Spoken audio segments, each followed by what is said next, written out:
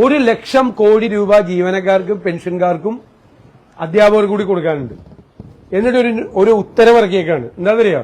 അടുത്ത സാമ്പത്തിക വർഷം മുതൽ കൊടുക്കുമെന്ന്. അവർക്കറിയാം അടുത്ത സാമ്പത്തിക വർഷം അവരല്ല കൊടുക്കേണ്ടത്, ഞങ്ങളാണ് കൊടുക്കേണ്ടതെന്ന് അറിയാം. ഞങ്ങൾ കൊടുക്കേണ്ടി വരും. പ്രഖ്യാപിച്ചേക്കാണ്.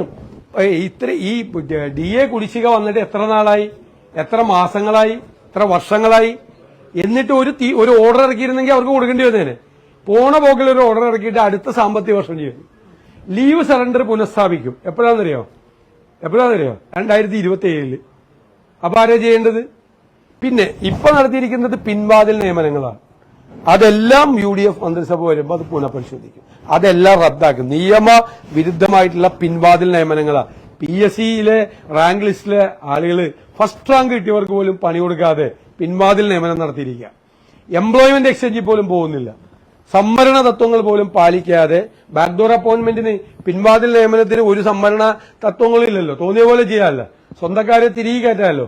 തിരികെ കയറ്റിയിരിക്കുക. അതിനൊക്കെ ഉത്തരം പറയേണ്ടി വരും. പിന്നെ ഈ സർക്കാരിന്റെ കാശെടുത്ത് നടത്തിയ ഈ തെരഞ്ഞെടുപ്പ് പ്രചരണം, ആ തെരഞ്ഞെടുപ്പ് പ്രചരണത്തിനും ഉത്തരവാദികളായ ഉദ്യോഗസ്ഥന്മാർ മറുപടി പറയേണ്ടി വരും. എപ്പോ വേണമെങ്കിലും പ്രതീക്ഷിക്കാം.